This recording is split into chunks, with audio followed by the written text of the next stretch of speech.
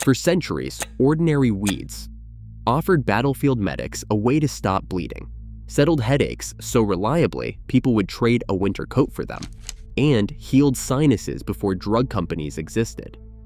Yet most people have never even heard the names. Meanwhile, pharmaceutical giants charge billions for pills that once stole their secrets from wild roots and ancient remedies. Even the formula for aspirin was borrowed and then erased. The evidence reaches from backyard fields all the way to King Tut's sealed tomb. So how did these 20 plants vanish from medicine cabinets? And why does almost no one benefit from them today?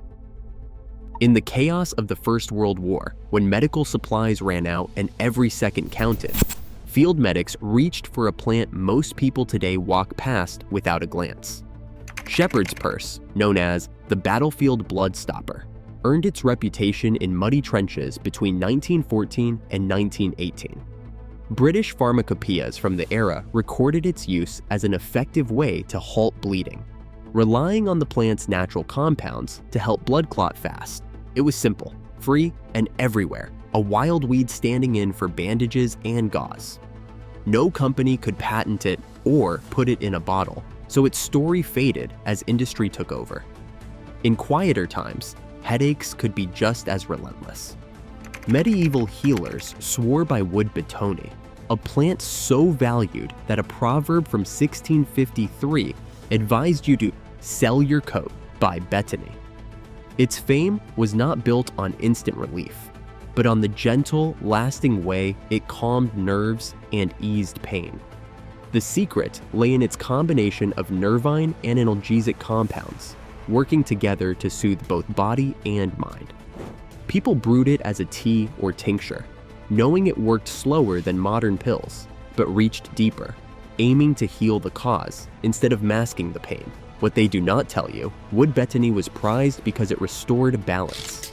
Across the Atlantic, settlers carried seeds and cuttings of their most trusted remedies.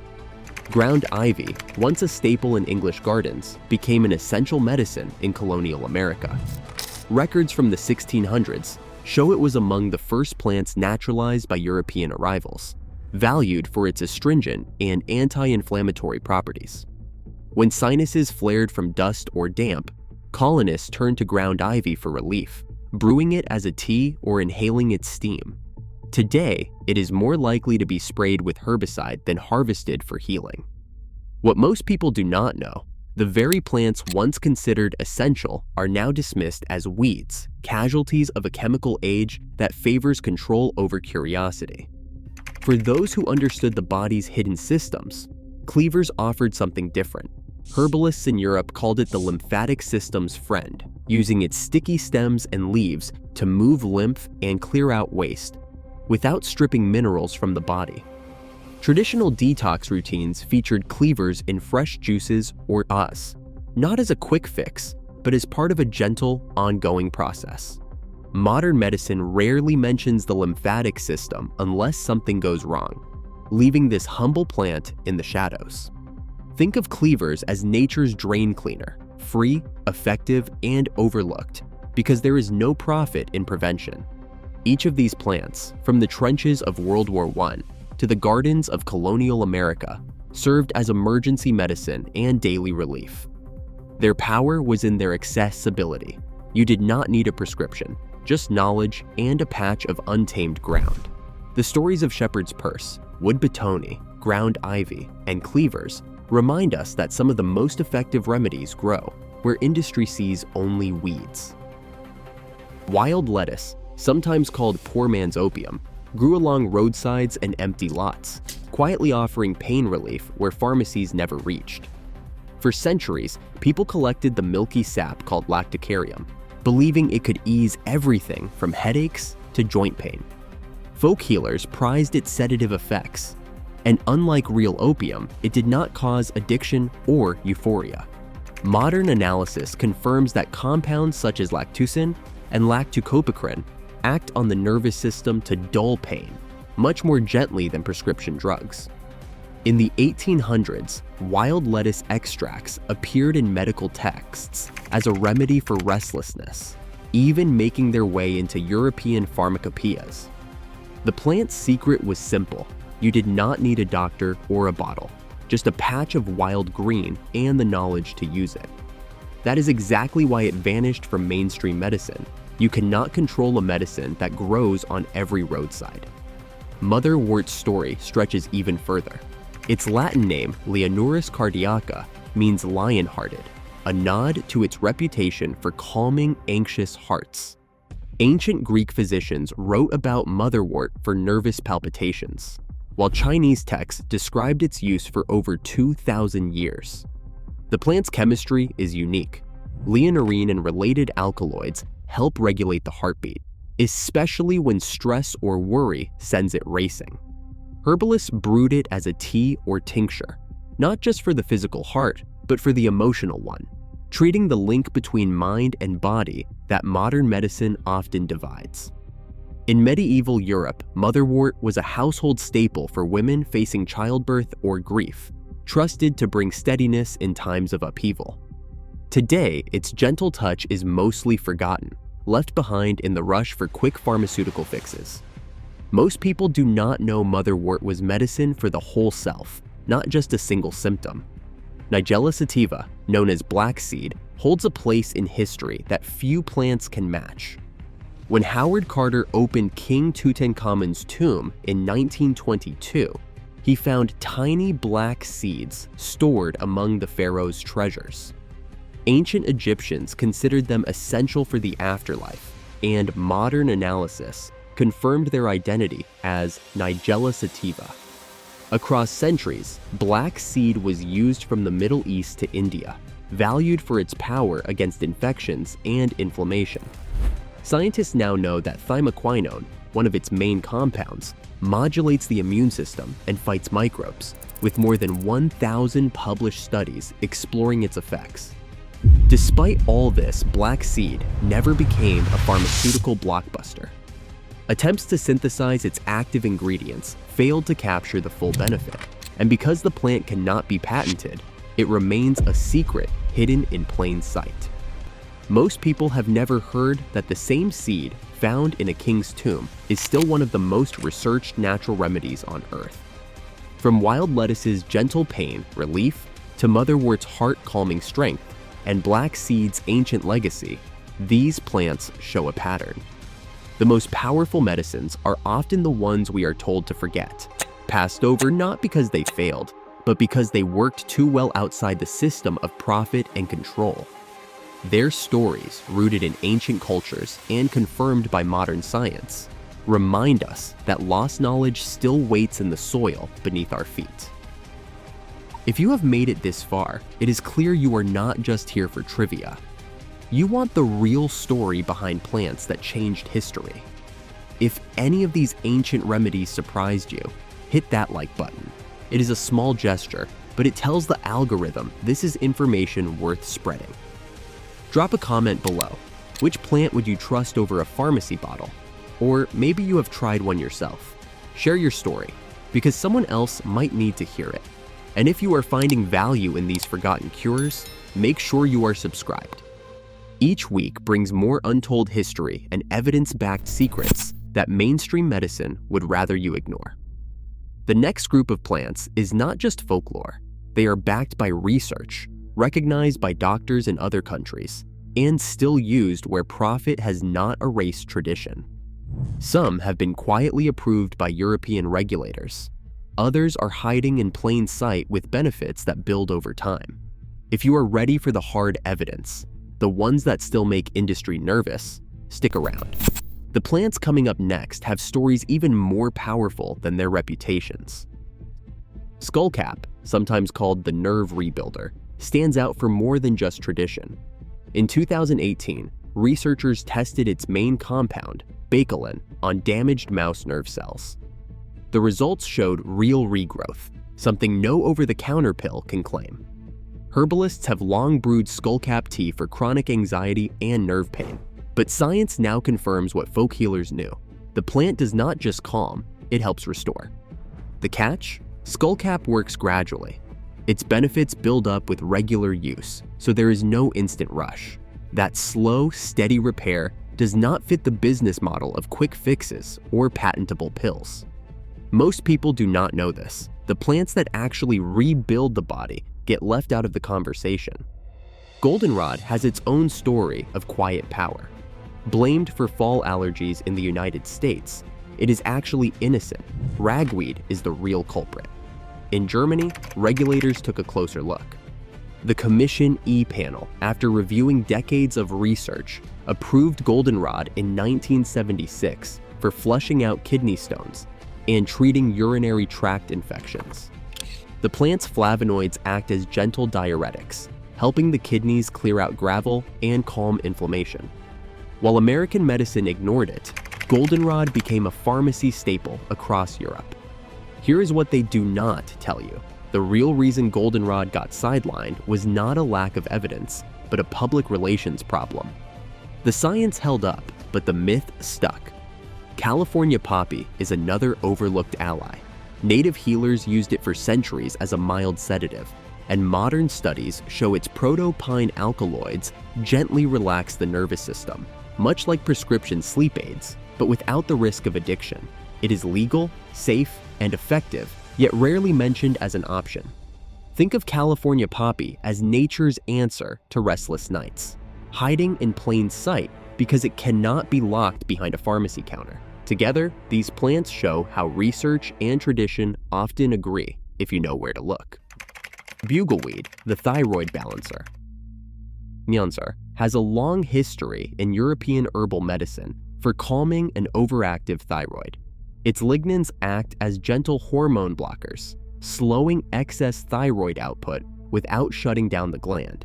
In Germany and Eastern Europe, bugleweed tea remains a trusted remedy for mild hyperthyroidism, while in the United States, it is largely ignored, not for lack of effect, but because it never fit the pharmaceutical model. The story of bugleweed is a reminder of how herbal approaches can be sidelined by systemic neglect rather than scientific failure. Marshmallow root, the original source of the candy, earned its reputation centuries ago for its mucilage, a slick, soothing polysaccharide that forms a protective barrier on contact. When steeped in cold water, the roots release a viscous gel that coats and calms irritated tissues. Ancient healers used it for sore throats and heartburn, relying on its ability to shield rather than suppress. Unlike modern acid blockers, marshmallow root does not interfere with digestion. It simply gives tissue time to recover. The real marshmallow was always medicine first, and its gentle coating cannot be bottled or patented. Blue flag, valued by Native American healers, was used for chronic skin conditions by supporting liver and lymphatic detox. Its use persists in herbal circles, though it is mostly forgotten in mainstream care. Cramp bark, named for its effect, has been trusted for centuries to ease muscle cramps and menstrual pain. Viburnum, its active compound, relaxes muscle fibers without sedation. Its chemistry remains too complex to patent, so it is left out of modern discussions, despite a reputation built over generations. Gravel root earned its name in the hills of Appalachia and the Ozarks, where passing a kidney stone could mean days of agony or a risky surgery. Folk records from the early 1900s show local healers boiling the roots into strong decoctions, trusted to help dissolve stones and ease their passage. The plant's secret lies in its alkaloids, which relax the smooth muscle of the urinary tract and make it easier for stones to move. Unlike surgery, which removes the problem once, gravel root was taken as a tonic to prevent new stones from forming, a kind of insurance policy growing wild along creek beds. Most people don't know this. Modern medicine treats kidney stones as a crisis, but generations relied on prevention that cost nothing but time and knowledge. Lady's Mantle has quietly supported women's health for over 1,000 years. Medieval texts and herbals from across Europe praise its ability to regulate menstrual flow and tone uterine tissue. The plant's tannins help tighten and strengthen, making it a go-to remedy for heavy bleeding or after childbirth. Brewed as a tea, it was a household staple long before synthetic hormones or prescription pills. What they don't tell you is that Lady's Mantle was replaced not because it failed, but because it could not be patented or branded. Think of it as nature's original cycle support, quietly effective and free from many of the side effects that come with modern interventions. Wormwood's reputation is tangled with controversy, but its medicinal value is older than its scandals. For centuries, it was the bitter backbone of digestive tonics and liqueurs, used to spark appetite and trigger bile flow before heavy meals. Absinthe, the infamous drink that led to a United States ban in 1912, gave wormwood a bad name and made Thijon into a scapegoat. Later studies showed the plant's toxicity was exaggerated, and when used properly, bitterness is its medicine. A few drops of tincture before eating can wake up sluggish digestion. Here's what they don't tell you. Industry forgot wormwood not for lack of effect, but because bitterness itself cannot be bottled and sold.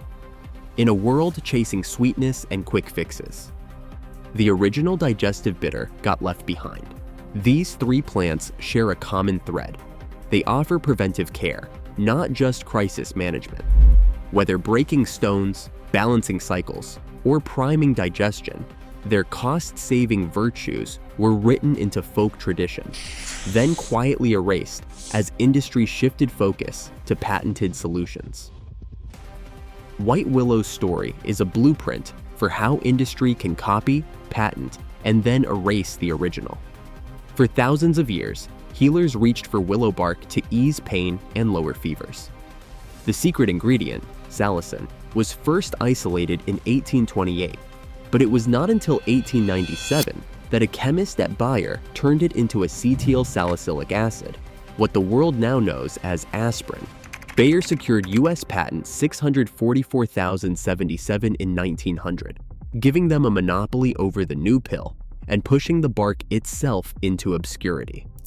As aspirin sales soared, 40,000 tons a year by the 21st century, medical techs and pharmacies quietly dropped whole willow from their shelves. The original remedy, used by Neanderthals and listed in ancient texts, became a footnote. Here is what they don't tell you. Willow bark delivers pain relief with fewer stomach problems than synthetic aspirin, but there is no profit in a tree anyone can harvest. Hawthorn is another casualty of the profit-first system. In Europe, doctors have prescribed hawthorn for heart failure since the 1980s. The SPICE trial in 2008 and earlier studies showed real improvements in heart function, measured by the New York Heart Association's own criteria. German hospitals stock it alongside conventional drugs, but in the United States, most cardiologists have never even heard of it. The reason has nothing to do with evidence. Hawthorn's benefits come from a complex mix of flavonoids, impossible to patent or standardize for mass production. Research exists, but without a financial incentive, it never gets translated into prescriptions. Most people don't know this. The heart herb with proven results is hiding in plain sight, locked out by a system built on exclusivity, not efficacy. Astragalus stands as a reminder that true prevention rarely fits the modern model. For over 2,000 years, Chinese medicine has relied on astragalus root to train the immune system, not just stimulate it. The Shennong Herbal, one of the oldest medical texts, lists astragalus as a tonic, something to take every day, not just in crisis. Modern research points to astragalosides, compounds that help the body adapt to stress and resist infection over time. In the West, medicine is built on rescue, intervening when things go wrong, not keeping them from going wrong in the first place. Astragalus got forgotten because prevention cannot be bottled, branded, or sold as a miracle cure. Think of it as a daily workout for your immune system, steady, reliable, and nearly impossible to monetize. These final plants reveal the pattern. When a remedy cannot be owned, it gets erased, no matter how well it works. Every year, pharmaceutical patents expire, but nature's formulas remain free and accessible. While 80% of the world still relies on plant medicine for primary care, most of these ancient remedies grow unnoticed at our feet.